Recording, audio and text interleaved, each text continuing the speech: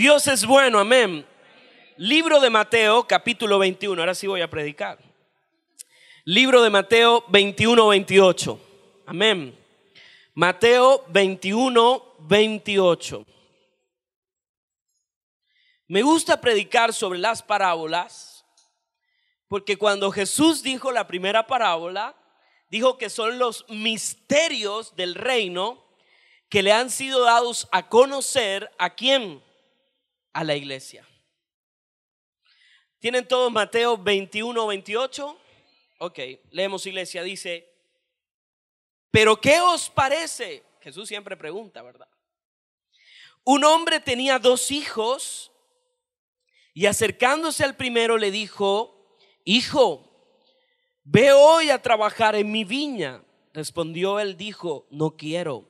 Pero después arrepentido fue y acercándose al otro le dijo de la misma manera.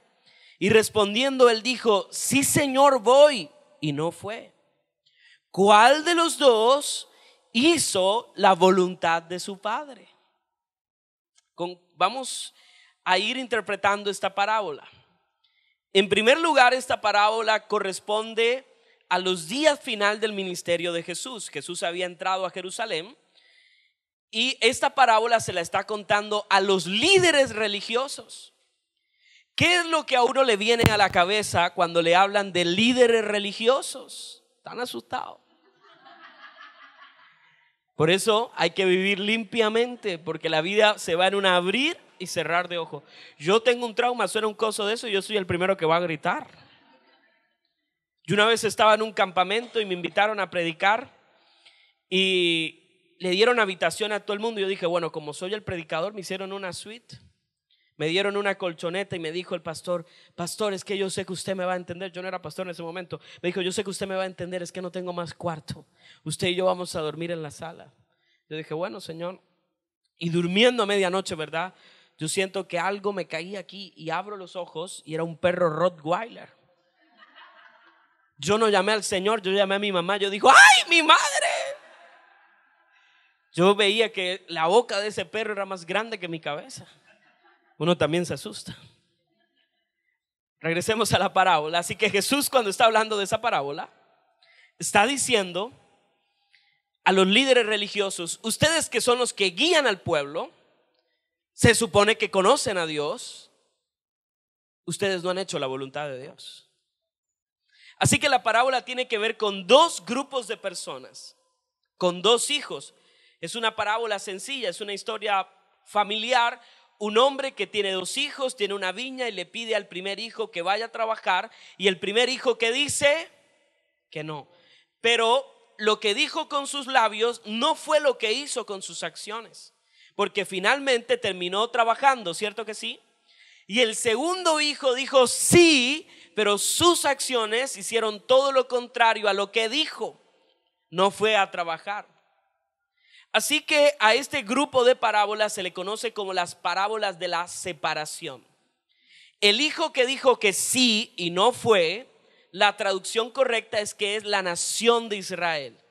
Y el hijo que dijo que no y sí fue, corresponde a un grupo de pecadores que inicialmente no caminaron con el Señor, pero cuando le conocieron dijeron sí a Cristo.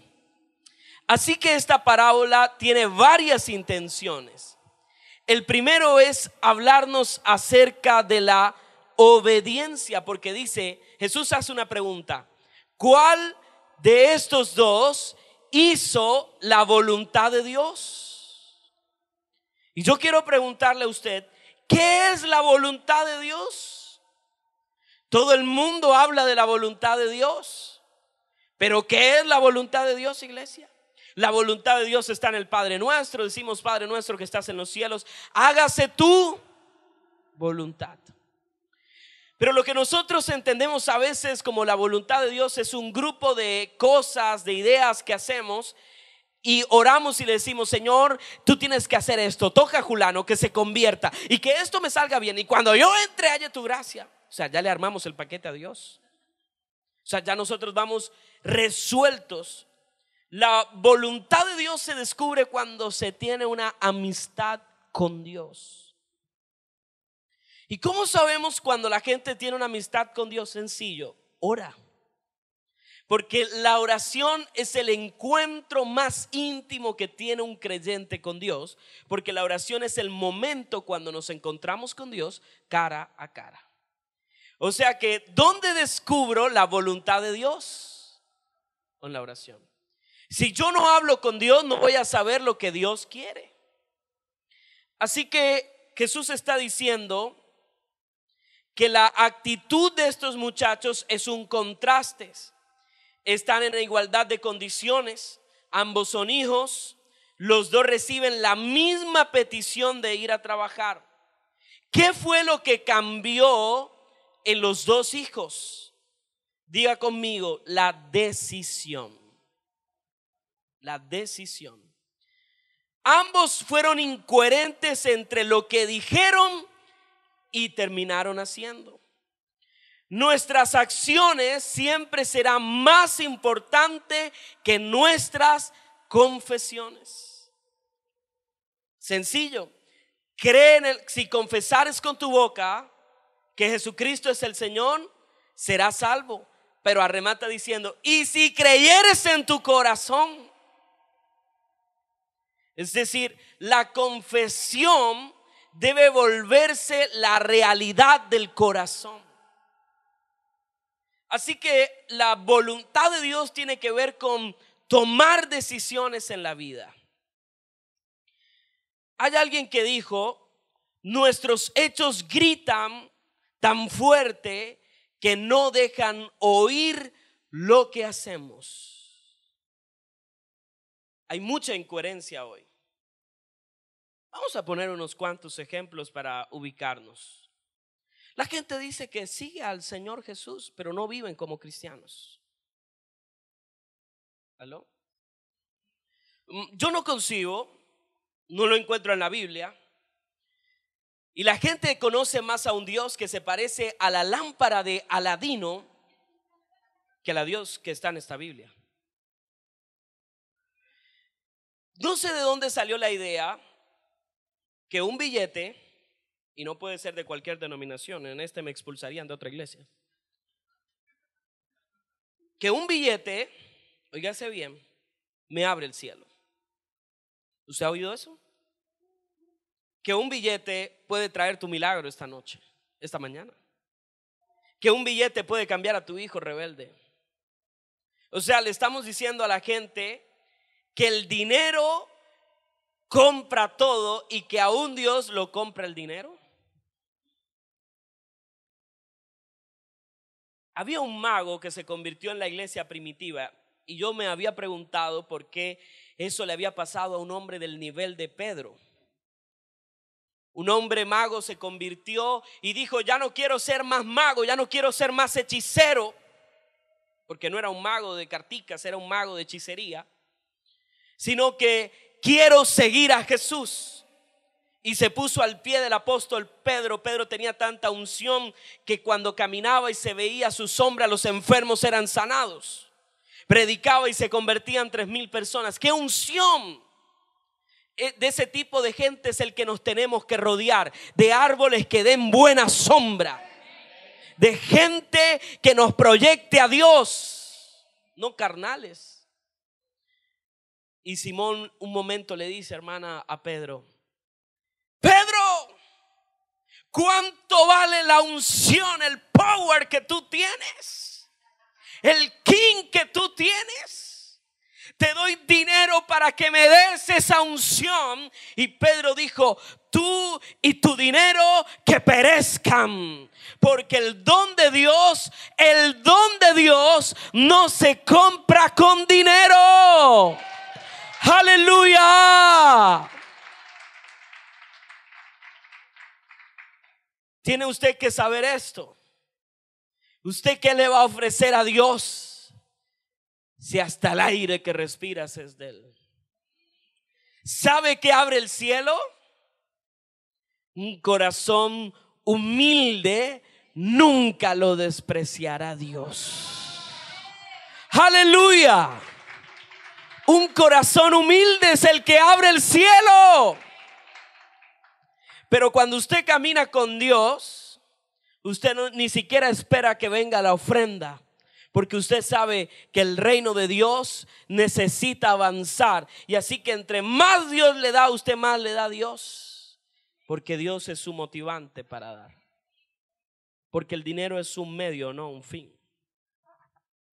Así que hoy los creyentes decimos y no hacemos.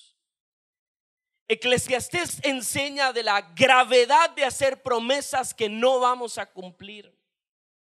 Eclesiastés dice: cuídate de hacer promesas a la ligera, porque las promesas a la ligera traen maldición sobre nuestra vida.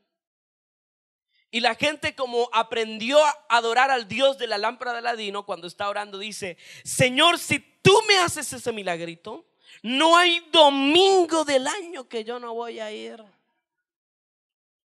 Y van a hacer culto domingo de carnaval. Ay, yo no puedo venir. Un día, estando en la universidad, me tocó hacer un trabajo domingo de carnaval. Y donde lo íbamos a hacer era cerquita a la vía 40. A mí me tocó caminar cuadras. Y sabe que yo vi una cosa, que la gente corría para ir a la vía 40. Y usted hace un culto un domingo de carnavales y los cristianos están resguardados. ¿Cuántas promesas rotas le hemos hecho a Dios? Pero ¿de dónde surgen esas promesas? Aprendimos a ser grandes manipuladores. Mamita linda, si tú me das eso, yo me porto bien. Nos sugestionaron la conducta, ¿verdad? Y te decían en tu casa: si te portas bien hay helado, si ganas el año te doy la bicicleta. ¿Cuántos años perdidos? ¿Aló? Y creemos que venimos a Dios y es la misma cosa.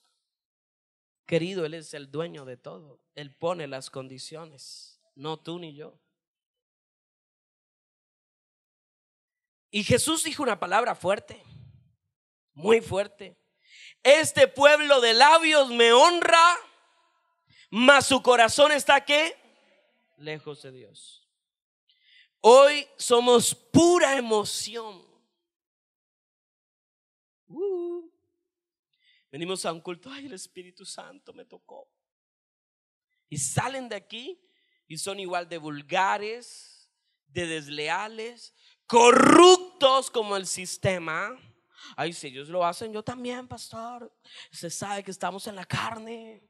La carne es débil. O sea, ahí el Espíritu Santo no lucha. Y si tú eres dominado por todas tus pasiones carnales, te tengo una mala noticia: el Espíritu Santo no habita en ti. Y hay mucho cristiano carnal. ¿Y sabe qué es terrible, Raúl? Que hay gente enseñando la Biblia y nunca han estudiado la Biblia. ¿Cómo enseñan la Biblia? Yo le hago una pregunta: ¿usted se dejaría recetar por un médico que no fue a la universidad? Oye, si los que van lo matan a uno, ¿cómo serán los que no van? Pastores que no conocen a la Biblia, ahora son pastores que predican fábulas, historias, cuentos y motivan a la gente y le dicen: usted va a hacer tal cosa, usted va a lograr. No, hay que decirle a la gente: humíllese, suelte su pecado y conozca a Dios, que Él es el que transforma la mente y el corazón de los hombres. Hay que conocer a Dios. Y a la gente la llevan a cuánto tipo de momentos emocionales. ¿Sabía usted que somos completamente emoción? ¿Y usted no le ha pasado que hay veces que usted viene al culto y dice: hoy no sentí nada, hermano? Y había una presencia del Espíritu Santo. Es que a mí me asombra, hay gente que va a las iglesias y está así, y el Espíritu Santo se está moviendo y ellos están: hoy no sentí nada. Porque ese día su emoción estaba triste, estaba deprimido. Y de pronto colocaron una canción suave. Antes en la iglesia cantábamos una canción que decía: una llaga podrida era yo. Yo oía eso y me tapaba los oídos. Y usted está deprimido y oye eso y dice: ay, sí, Señor. O sea, cambiamos la cantina que dice: córtame las venas, mátame por la llaga podrida. Y la gente dice, es que me tocó el Señor porque lloré. No, pura emoción. Cuando el Espíritu Santo viene verdaderamente y tus lágrimas son sinceras, ese corazón comienza a ser mudado. Cuando usted va a decir una vulgaridad, dice, y Jehová reprenda al diablo. Cuando alguien le pide un favor y usted no le hace ni un favor ni a su mamá, usted dice, Señor, me cuesta, pero se lo voy a hacer. ¿Aló? Gloria a Dios. ¿Dónde estará el pastor Elías? Ya viene el otro domingo. Gloria a Dios. ¿Sabe cuál es la madre de todos los pecados? ¿Sabe qué me dice? Yo me siento aquí cómodo predicando. A mí no me da afán de irme. ¿Cuál es la madre de todos los pecados? Toque el que está al lado. Desobediencia. ¿Cómo entró el pecado al mundo? La instrucción era sencilla, ¿cierto que sí? De todo árbol que está en el huerto podrás ¿qué? Comer.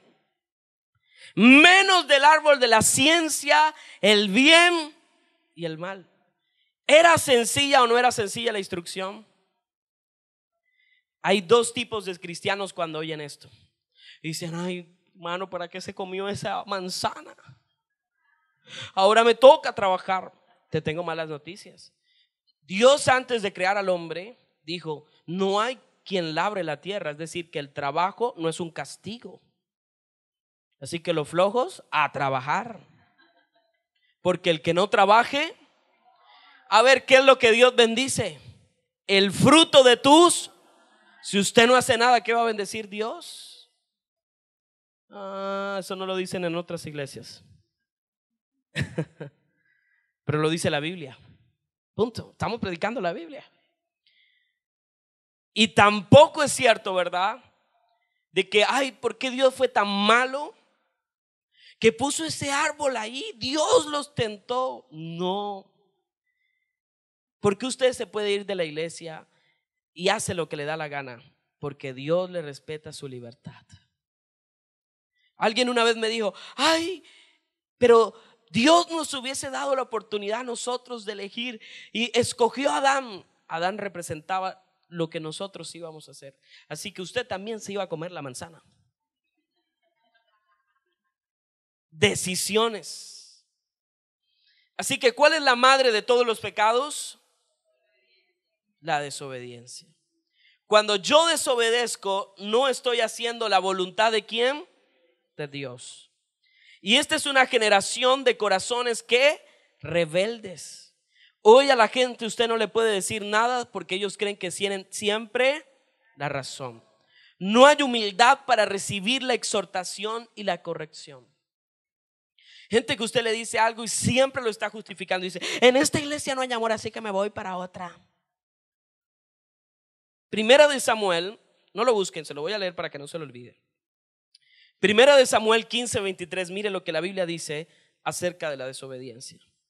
Porque como pecado de adivinación es la rebelión, y como ídolos e idolatría la obstinación.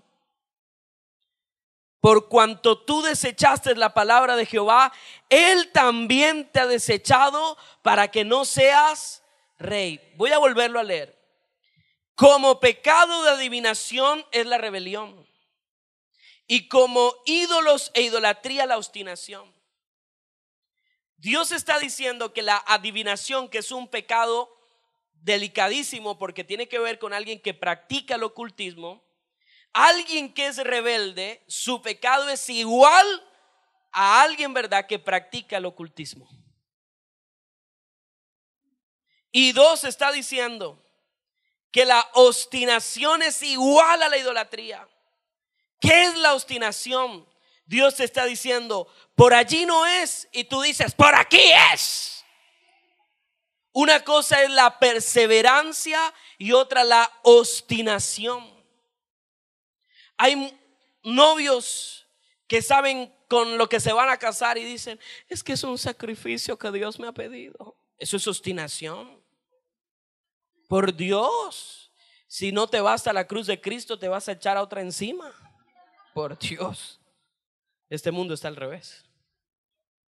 O sea que cuando yo soy desobediente, estoy igualándome al pecado de idolatría. Estoy igualándome al pecado ¿de qué? De adivinación. ¿Cuántos desobedientes estamos aquí? Un poco. ¿Cierto que sí? Volvamos a la parábola. ¿Sabe qué pasa? Que nuestra decisión puede tirarse el plan de Dios con nosotros. Dice la Biblia: mis ovejas oyen mi voz y no siguen. Volvamos a la parábola y miren la pregunta que hace Jesús, versículo 31. ¿Cuál de los dos hizo la voluntad de su padre? Dijeron ellos: el primero, les dijo. Jesús les dijo: de cierto os digo, oigan esto, que los publicanos y las rameras van delante de vosotros al reino de Dios. Porque vino a vosotros Juan en camino de justicia y no le creyeron, pero los publicanos y las rameras le creyeron. Y vosotros, viendo esto, no se arrepintieron después para creerle. Dios estaba diciéndoles que fue más fácil que los que no eran líderes religiosos, que los que nunca habían ido a una iglesia, que los que eran lo peor de la sociedad, tuvieron un corazón de arrepentimiento, mas los que iban a la iglesia nunca se arrepintieron. Eso es contundente. Y él está diciendo que el primer predicador que tuvieron fue Juan el Bautista. ¿Sabe usted dónde quedaba la iglesia de Juan el Bautista? En el desierto, o sea, no había aire acondicionado. Ay, yo no voy más a esa iglesia porque hace un calor. Y Juan el Bautista llegaba y predicaba, y llegaban los publicanos. Los publicanos era una cosa como la DIAN, solo que peor. Bueno, no sé. Dios bendiga a los hermanos que trabajan en la DIAN. Llegaban y le cobraban los impuestos, pero te cobraban más de lo debido. Usted debía pagar 10 y decían: dame 30. El 20 era para ellos, el 10 para Roma. Así que imagínese usted en extrema pobreza y con un pagadiario de esos todo el día. Y esos pagadiarios, hermano, tenían remordimiento. Ojo con lo que acabo de decir: remordimiento es una cosa. Remordimiento es el sentimiento que tuvo Judas cuando entregó al Señor. Se ahorcó porque le costó. Arrepentimiento te lleva a Jesús, el remordimiento te lleva a la muerte. Eso es lo que uno llama el de lágrimas cocodrilo. No lo vuelvo a hacer. Y lo vuelvo a hacer, remordimiento. La iglesia de Juan quedaba en el desierto y él no se ponía chaquetas, se ponía chaquetas de cuero, de piel de camello. Imagínense lo que debía oler eso. El tipo en algunas versiones dice que comía langostas, pero en la versión original dice que eran grillos. Imagínese usted una administración: sopla Espíritu Santo, por favor. Pero tenía poder de Dios.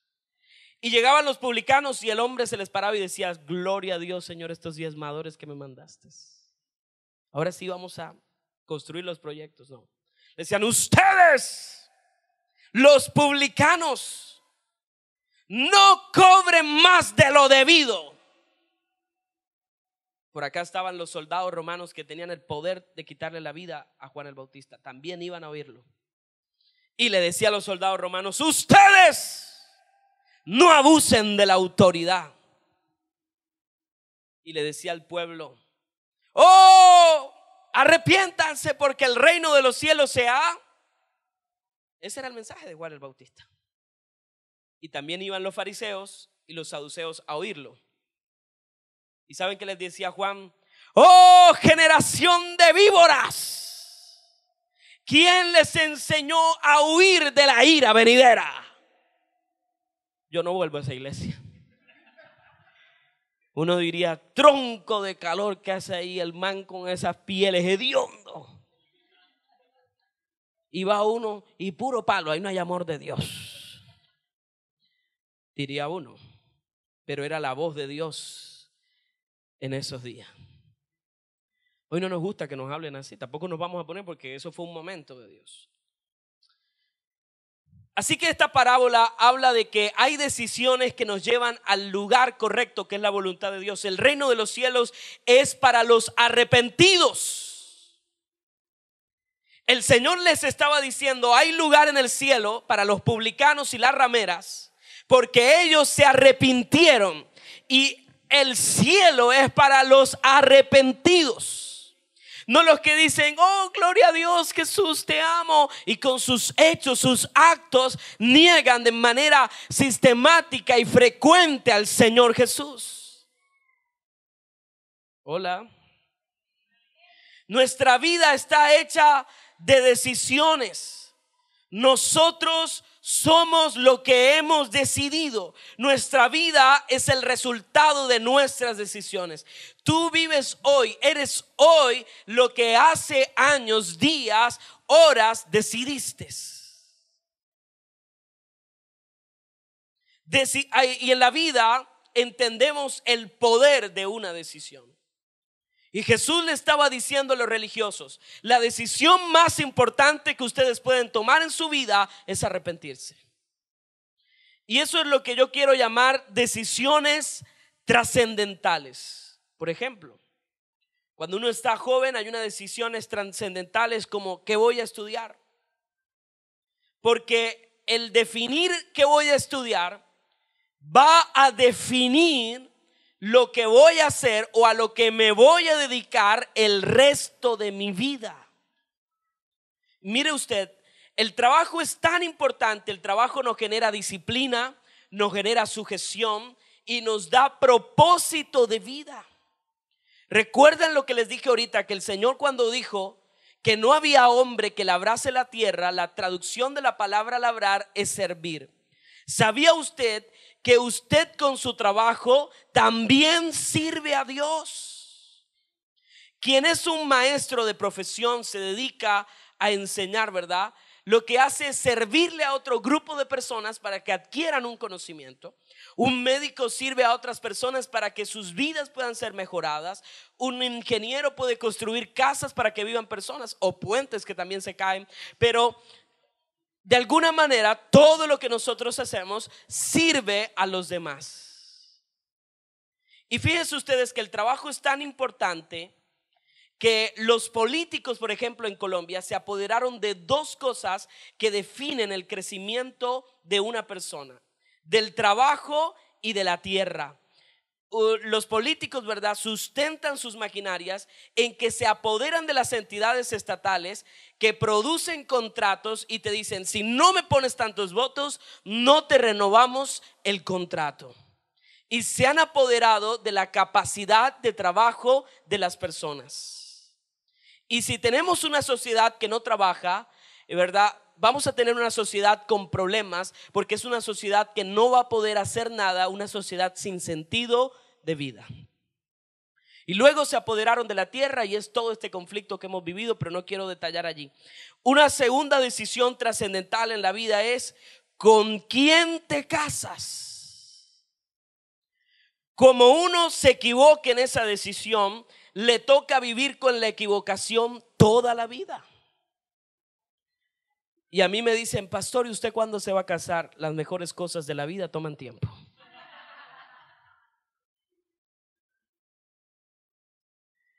Eso es un calvario, tener que vivir con alguien, ¿verdad? Y si usted no se ha casado aún, ore al Señor, hermano. Hoy se ven unas cosas. Así que si ya usted vive con su calvario ahí, dígale: gracias, Señor. Crucifícalo. Si esa yuquita te salió mala, vuelve la carimañola. Yo no sabía que cuando la yuca sale mala, la vuelven carimañola. Le tocó. Transfórmelo ahí. ¿Cuántos hoy viven ese calvario de esas decisiones? Por eso yo he aprendido, ¿verdad?, que cuando la gente adulta nos está dando un consejo, nos está diciendo: no cometan los mismos errores que ya cometí. Ya yo transité por ese camino. Por eso los jóvenes, cuando su papá, su mamá les dice: es que ese hombre, esa mujer no me gusta, es una buena alarma. Yo no sé qué tienen, pero lo ven. Pero la mejor decisión, la decisión más trascendental de la vida es cuando decidimos seguir a Jesús. Es una decisión tan trascendental porque es una decisión eterna. Es una decisión que va a determinar dónde voy a pasar el resto de mi vida. Aleluya. Esa decisión define tu eternidad. Tu decisión marca el destino de tu vida. Usted y yo cambiamos cuando decidimos para bien o para mal. No necesita que llegue una reunión especial. Si usted comienza a tomar buenas decisiones, su vida va a comenzar a cambiar. Lo que pasa es que muchas veces postergamos las decisiones que tenemos que tomar por guardar apariencias. Hay personas que viven en una esclavitud en sus hogares y están por guardar apariencias cuando viven un calvario, un infierno impresionante. Mujer, hombre, sepa que a paz lo llamó Dios a vivir a usted. Amén. Y vivimos calvarios. Así que es importante tener cuidado de cómo estamos decidiendo. Los cristianos tenemos que decidir bajo la voluntad de Dios, porque la voluntad de Dios es agradable y perfecta y no siempre entendible. Jesús está orando en el Getsemaní y dice: Padre, que se haga tu voluntad y no la... ¿Cuál era la voluntad de Jesús? No ir a la cruz del Calvario. ¿Cuál era la voluntad de Jesús, de Dios? Que Él fuera al Calvario. Jesús oró por la voluntad de Dios. Y la voluntad de Dios le costó su vida, pero también su resurrección. Y a veces la voluntad de Dios no nos va a gustar, pero siempre será la mejor decisión. A veces usted está orando por cosas que ya Dios dijo no, porque el no de Dios es mejor que el sí nuestro. Así que haz decisiones basadas en la voluntad de Dios. Es tiempo de comenzar a hacer balances. La gente comienza a decir: este año voy a ser un cristiano fiel. Voy a orar. Y cogieron la uva y la abrieron y se comieron la uva. Otros dicen: como yo voy a bajar de peso, este año sí. Y nos llenamos de propósitos. Usted cambia si decide vivir para el Dios del cielo. Hoy es el día del cambio. Cuando decido creer a Dios, obedecer a Dios, Dios vuelve un día normal en un día extraordinario. Aleluya. Miren ustedes, son dos muchachos que tenían que tomar una decisión. ¿Cuál era? Trabajar. El primero dijo: no quiero, pero luego se arrepintió. El otro habló bonito, pero despreciaba a su padre. Hay momentos en que nuestras decisiones van a ser puestas a prueba. Sadrach, Mesach y Abednego fueron puestos a prueba en el imperio, ¿verdad? Y ellos dijeron: oh rey, nosotros solo adoraremos a Jehová de los ejércitos. Y fueron a un horno porque decidieron hacer la voluntad de Dios. Y les estaba costando su vida, pero Dios los salvó del fuego. Aleluya. Su declaración de fe va a ser probada. Si usted dice que es un cristiano, su vida va a ser probada para demostrar que verdaderamente usted es un cristiano, no de palabras, sino de hechos. Aleluya. Y necesitamos más cristianos de hechos que de palabras. Tenemos que mejorar nuestras conductas. Tenemos que ser maduros. Basta ya de tanta carnalidad en el cuerpo de Cristo. Hermanos que a veces se molestan porque les pedimos que se rueden en una silla. Personas que se airan con facilidad. La ira, la envidia, los celos no son nacidos del Espíritu Santo. Son obras de la carne. Y las obras de la carne producen muerte. Aleluya. Los que caminan en el Espíritu son guiados por Dios. El primer hijo representa a los pecadores que se arrepienten. Ellos ofenden a Dios con su vida, pero oyeron el mensaje y se arrepintieron. De eso se trata, un continuo arrepentimiento en nuestras vidas. Quien no se arrepiente no cree. Primero arrepentimiento, luego cree y luego confesión. Pero nosotros hacemos lo contrario, confesamos, pero no estamos creyendo y no hay arrepentimiento. Porque de labios decimos una cosa, pero con nuestra vida hacemos otras. Sin arrepentimiento, hermano, no hay cielo. Dígale al que está a su lado, sin arrepentimiento no hay cielo. Cuando uno se arrepiente, se está humillando delante de Dios, está reconociendo. El arrepentimiento es un cambio de actitud. Lo repito, el arrepentimiento es un cambio de actitud. ¿Y qué es la actitud? La gente dice, hermano, si tiene actitud. La actitud se compone de 3 elementos importantes.